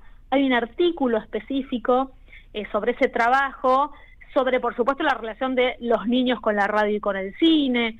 La verdad que hay un recorrido ahí que me interesa mucho, de cómo se ponen en relación hechos y actores, de cómo se sitúa, ¿no? Social e históricamente, incluso desde el punto de vista pedagógico, todo este recorrido de teatro denominado para niños, que me parece que da cuenta también, además, de cuáles eran las concepciones del arte y la cultura en la época, o en cada etapa de cada momento histórico trabajado. La verdad... Bueno, lo quiero leer. Te lo voy a hacer llegar. Pero bueno, lo interesante es que lo pueden comprar online, o bien en la página de la editorial, que se llama 7 Sellos Editorial, todo junto, 7selloseditorial.com, o si no, por el Instagram, Escenas para la Infancia. Lo compran y lo reciben en su casa. Te mando un abrazo. Yo te mando otro. Chao. Chao. Era Larisa Rivarola, excelente como siempre. Bueno, voy a hablar de otro libro. El título es Rengoyeta. El autor es César González. A ver, vamos a ir, como decía Jack el Destripador, ¿no? Vamos por partes, para que se entienda a dónde vamos. Cuando lo conocí a César González, que estuvo en televisión conmigo, era un poeta. Y la verdad que tenía textos interesantes, potentes. Como todos saben, en un momento, lo cuenta él también, la editorial, tengo acá el libro, por eso lo miro, una editorial, le pide que escriba sobre su propia vida. Y ahí aparece una novela que es El niño resentido, que tiene una imagen muy, muy potente, que es un niño, que es él, en una cloaca. Todo lo que ocurrió con César González tiene que ver con la infancia en la villa, la pobreza, y posteriormente la droga y la delincuencia. César González delinque, se convierte en un delincuente. Todo esto está contado por él, si no jamás yo lo diría al aire. Bueno, va preso, la cárcel, los reformatorios. Entonces, el primer libro es la infancia en la villa, es la pobreza. Él hoy se siente orgulloso de haber superado la pobreza. Se siente orgulloso de haber sido pobre. Se siente orgulloso de haber estudiado en la cárcel, de haber tenido un taller literario en la cárcel con una maestra que no nombra, pero que alude a ella, que le abrió el mundo de Lamborghini, le abrió el mundo de Jean Genet. Jean Genet tiene una obra maravillosa que es Severa Vigilancia, una obra de 1947 que transcurre en una cárcel. Le abrió el mundo de William Burroughs, es decir, de los poetas malditos, los creadores malditos. La editorial le pide que escriba una segunda novela, que es la que tengo aquí, Rengoyeta. ¿Por qué Rengoyeta? Porque cuando él llega al preventorio Roca, como lo habían baleado, tiene una renguera. Y lo primero que hace el guardia, antes de pegarle, es explicarle que los rengos traen yeta. Esto es lo primero que hacen. Y le queda Rengoyeta. A partir de ahí va a contar una historia realista, muy, muy dura, en una prosa sencilla, directa, donde el lector siente golpe a golpe. El lector piensa no en los actos delincuenciales, sino que la cárcel parecería ser que profundiza esos mismos actos que dice proteger. Digamos, supuestamente alguien va a una cárcel para poder reinsertarse en la sociedad. Bien, no es lo que ocurre. Lo que ocurre es que dentro de la cárcel hay delincuencia, hay violencia, hay brutalidad, hay golpes por parte de los guardias, de los que están allí. Bueno, lo que ya sabemos, todo lo que ya sabemos. De esto trata Rengoyeta. Por supuesto, yo hubiera preferido que algunas escenas tuvieran un tono más poético y menos directo. Hubiera preferido que no hubiera ausencia de metáfora y exceso de realismo carcelario. Pero no por un tema para nada moral ni nada que se le parezca, sino por un tema de eficacia literaria. Es decir, cuando Jean Genet, que es alguien citado por César González, escribe Severa Vigilancia, o Las Criadas, o tantos otros, o Nuestra Señora de las Flores, que es una novela extraordinaria, lo que hay es un trabajo sobre el lenguaje. Ese trabajo sobre el lenguaje produce un efecto que puede llegar a ser tanto o más potente que el realismo crudo, brutal y descarnado de César González. De cualquier manera, el camino que ha hecho César es un camino muy importante, muy importante. Tiene una garra para haber sobrevivido a tanto, que uno también por eso piensa cómo el arte abre senderos insospechados para todos. Cualquiera que elija una vida vinculada al arte, al pensamiento, cualquiera, seguramente todo eso va a impactar en la manera de estar en el mundo. Esto es El Refugio, ya volvemos. Deja tu mensaje en nuestra línea de oyentes de WhatsApp 11 3200 0530. Somos Radio AM530. Ya sabés que este 7 de septiembre se vota en la provincia. Ahora es importante que consultes dónde votás. Ingresá en padrón.gba.gov.ar, carga tus datos y listo. Elecciones bonaerenses. Gobierno de la Provincia de Buenos Aires. El destino de tus vacaciones está en Turismo Cabal. Viví los momentos que querés, con viajes armados a tu medida, con las mejores ofertas y los paquetes que buscas, con más de 35 años de experiencia. Entra en www.turismocabal.com.ar y encontrá las vacaciones que necesitas. Turismo Cabal, seguridad en viajes. Destinada a la cartera de consumo. Más información en www.turismocabal.tour.ar. Cuando la semana no termina de morir y el fin de no termina de nacer, vayan a laburar. El antídoto radial para las promesas incumplidas. Martín Piqué, Facundo Cardoso, vayan a laburar. Sábados de 1 a 4 de la madrugada. AM530. Construimos comunidad. Buscamos la verdad siempre. AM530.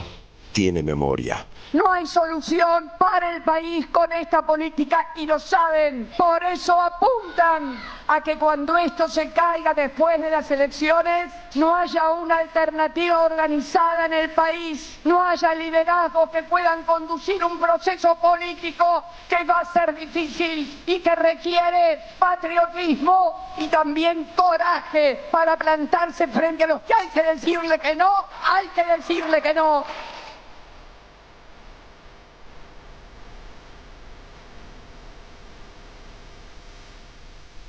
Somos radio, somos comunidad. Patriotismo y también coraje, coraje, coraje, coraje.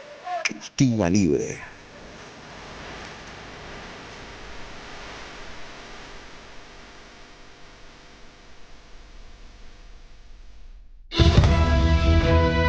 AM530 Somos Radio. Buscamos la verdad siempre.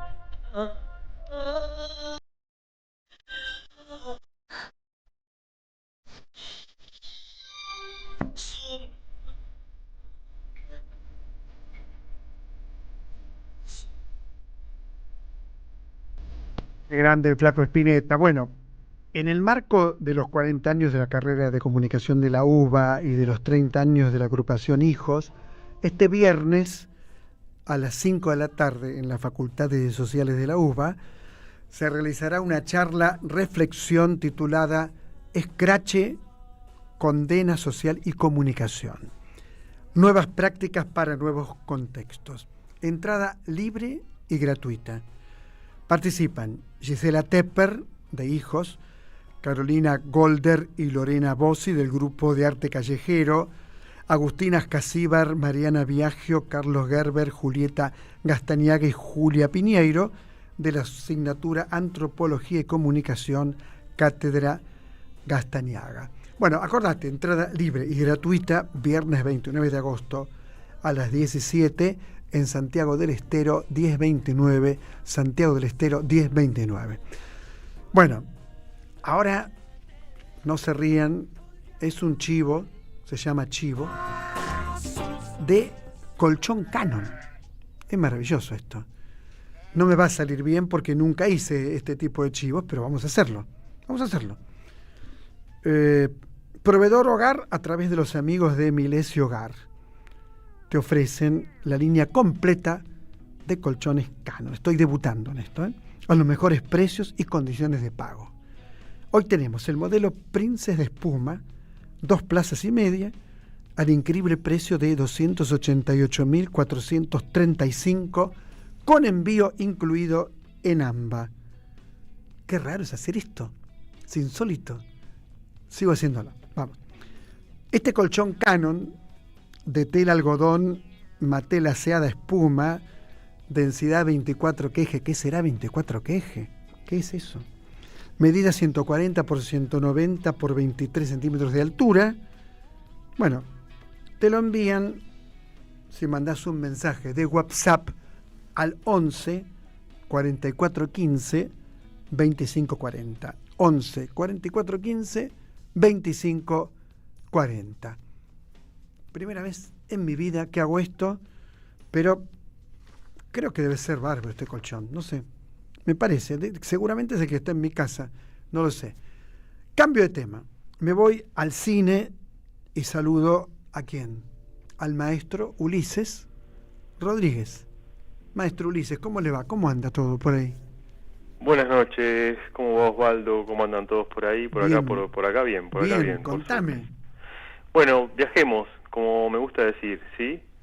Viajemos por el país, siempre nos vamos a alguna provincia y hoy nos vamos a la provincia de Entre Ríos. Entre Ríos. Sí, que está preparando con todo, digo con todo porque, bueno, lleva tiempo, laburo, cabeza y aportes digamos, de los contribuyentes de la provincia para hacer la 7ª edición del Festival Internacional de Cine de Entre Ríos, ¿sí? Que es un festival que ha ido creciendo en cada edición, que se ha convertido en un festival importante para la región, sobre todo, ¿no? Para la región del NEA. Pero antes de que yo siga hablando, escuchemos al director artístico del festival, que nos va a contar que está abierta la convocatoria. Esto quiere decir que el festival está recibiendo trabajos de todas partes del país, ¿no? De distintos realizadores y realizadoras del país. Así que lo escuchamos a Eduardo Crespo, que además es director de cine, invitando a participar del 7º FISER de Entre Ríos. Todavía no, escúchame Ulises, no tenemos el audio todavía, o sea que seguimos escuchándote a vos. Bueno, a ver, la convocatoria está abierta hasta el 1 de octubre, se lanzó hace apenas 2 semanas para empezar a recibir trabajos. Este año ellos incorporaron lo que se llama el FISER Forum, que es un espacio para impulsar primeras y segundas películas, ¿no? Fortaleciendo la coproducción audiovisual y apoyando a los talentos emergentes, más que nada de la región del NEA, ¿no? Que es a donde se le da mucha importancia al cine que se produce en las provincias cercanas. Santa Fe, pensemos que Paraná y Santa Fe están unidos, diría yo, por un puente, ¿no? Entonces, todo lo que pasa en una provincia y en la otra se va retroalimentando permanentemente, y entonces uno va al FISER y puede ver muchas producciones también de la provincia de Santa Fe, muchas producciones de Corrientes, de Misiones, de Chaco. Hace poco se presentó un archivo de la memoria del NEA en el Festival de Entre Ríos, que es muy importante en un país donde no se ha cuidado y donde no se cuida los archivos fílmicos. Esto lo sabemos, ¿no? Que se han perdido, la mayor cantidad de los archivos fílmicos se han perdido. Bueno, la gente del IAER, que es el Instituto de Artes Audiovisuales de Entre Ríos, está haciendo todo un trabajo, y tiene que ver con el Festival de Cine esto mismo, ¿no? Porque el IAER es parte del Festival de Cine. ¿Sí? Ulises, si querés, ahora tenemos el audio, ¿eh? Tienen el audio, si bueno, querés, escuchemos a Eduardo Crespo y después vos. les sigo contando un poquito más del festival. Dale. Hola, ¿cómo están? Acá les saluda Eduardo Crespo. Quería contarles que este año vamos a estar celebrando la 7ª edición del Festival Internacional de Cine de Entre Ríos, el FISER, que se llevará a cabo en la ciudad de Paraná del 25 al 30 de noviembre, y para el cual ya están abiertas las convocatorias hasta el 1 de octubre, donde podrán presentarse películas para las secciones competitivas, que este año serán largometrajes argentinos y cortometrajes entrerrianos. Y además sumamos este año el FISER Forum, que es un foro de coproducción audiovisual donde se pueden presentar proyectos de primeras y segundas películas. Así que todo esto lo pueden encontrar en la página de internet fiser.com.ar. Ahí están los formularios de inscripción. Esperamos que nos envíen sus proyectos, sus películas, sus cortometrajes para poder armar el programa de este año, y los esperamos del 25 al 30 de noviembre en Paraná para ver el mejor cine en el FISER. Qué bueno, ¿no? 25-30 de noviembre en Paraná. Exactamente, pero bueno, tiramos este adelanto para anunciar, ¿no? De que está abierta la convocatoria, de que el festival se va a hacer, porque bueno, como pasa a cada festival, hasta que no aparecen los fondos o las provincias no aseguran que está ese presupuesto para hacer el festival, termina cada edición en los últimos años y uno no sabe si el año siguiente va a existir el festival. Por eso también está bueno, ya cuando hay una convocatoria abierta, anunciarlo, darlo a conocer, porque bueno, es una buena noticia de que festivales de distintas provincias todavía se continúen realizando, con la importancia que eso tiene para los realizadores y realizadoras. ¿Tienen financiación? ¿Tienen financiación, Ulises? En este caso, este festival está bancado, está apoyado, financiado por la provincia de Entre Ríos. En otra época tuvo financiación del INCA, pero como repetimos Claro. en cada programa, el Inca ya no financia, no apoya a festivales de cine del país. Ahora, qué importante que los festivales sigan existiendo a pesar de la política terrible en contra del cine que tiene este gobierno. Bueno, en este caso por el apoyo de la provincia de Entre Ríos, porque digamos hay desde la provincia hay voluntad de apoyar al Festival de Cine, y además esto que te estaba contando antes de escuchar el audio de Eduardo Crespo, que el IAER, que es parte, digamos, es el Instituto Autárquico Audiovisual de Entre Ríos, está está trabajando en la construcción de su propia cinemateca, que tiene que ver con un espacio de conservación, digitalización y restauración del acervo el acervo audiovisual de la provincia de Entre Ríos y de la región también, ¿no? Es buscar material de la provincia para restaurarlo, conservarlo y luego poder darlo a conocer a los entrerrianos. ¿Y tu vocación por el cine, vos filmás?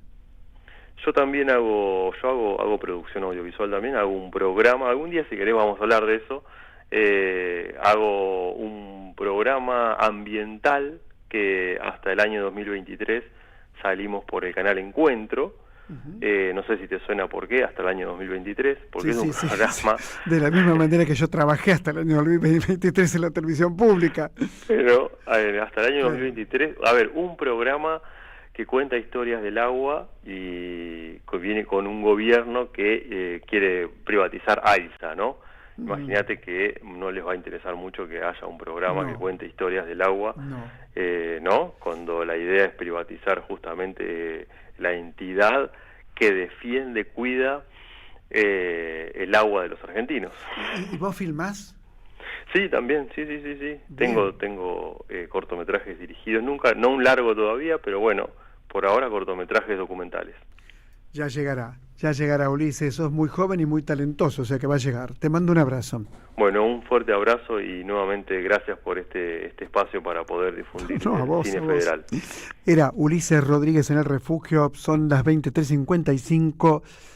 Osvaldo, espectacular como siempre tu programa, muy emotiva la entrevista, Tute, muchos cariños y éxitos. Tus admiradores, Romina y Pablo. Qué bárbaro, Romina y Pablo. Y ponen manitos aplaudiendo. Bueno, un abrazo para Romina y un abrazo para Pablo. Bueno, no sé si nombré a todos, pero como siempre, como esto es un vivo, yo empiezo a buscar los papeles y los encuentro, porque en realidad Victoria Nardone me deja todo ordenado, perfecto, pero yo desordeno todo. Esta es la verdad. Idea, conducción, bueno, ¿quién les habla? Está aquí. Coordinación y puesta en el aire, Victoria Nardone, tanto talento en una sola victoria, ¿no? Qué impresionante eso, ¿no? Muy bien, muy bien. Producción general, Daniel Franco. ¿Qué haríamos sin Daniel Franco? Yo cuando él se atrasa propongo siempre serrucharle el piso y Victoria lo defiende con uñas y dientes. O sea que yo fracaso en mi intención de perjudicarlo, fracaso sistemáticamente. Operador, Carlos Di Mare. Gracias, Carlos, muy bien, Carlos. Operador de video, Ailén Pavón. ¿Está? Ailén Pavón, sí, está allí, claro, en el video. ¿Dónde va a estar, Quiroga? Diseño y flyers, Paula Aguirre. Bien, Paula Aguirre. Redes, Violeta Falco.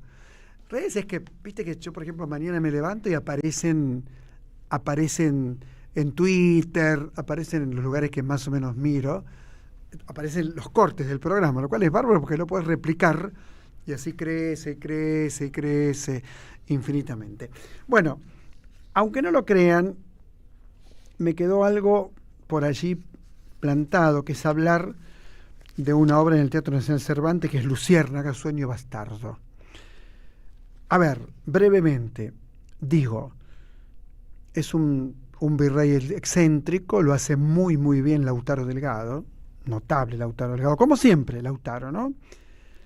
Y hay un lugar que es como una casa donde alberga mujeres que han tenido hijos fuera de la moral de la época del virreinato, o sea, fuera cualquiera, ¿no?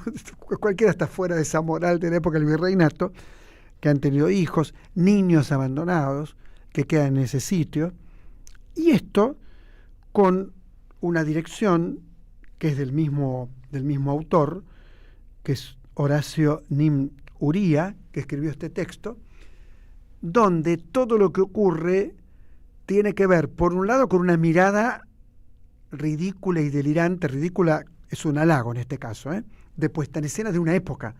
Es decir, el personaje, el autor Delgado, es un señor muy, muy pomposo, muy amanerado, muy mentiroso, muy falso, todo esto, con Lautaro que lo hace muy, muy bien. Hay una actriz también estupenda del teatro independiente, que es Paulina Rasenberg, en el papel de Alfonsa. Bueno, y actúa, que es excelente, y que, bueno, tiene que luchar con la idea de sostener ese lugar. Hay un Chanta Coimero, ¿te suena Chanta Coimero en este momento? No sé, hay un Chanta Coimero, que es pues yo estoy, mientras hablo voy buscando los nombres, ¿no? Que es Alejandro Segovia, y hay dos muñecos muy interesantes. Perdón, Alejandro Segovia maneja uno de los muñecos. El personaje de Don José es Andrés Ciabaglia. Hay dos muñecos allí presentes, manejados por dos muy buenos actores y muy buenos titiriteros. Bueno, todo esto es Luciérnaga, Sueño Bastardo, en el Teatro Nacional Cervantes. El jueves que viene voy a hablar más del espectáculo porque tengo que nombrar mucha más gente, pero no tengo más tiempo. Muchas, pero muchas gracias por acompañar El Refugio los jueves de 22 a 24. Les envío un muy fuerte abrazo. Gracias por elegirnos y acompañarnos. Chao.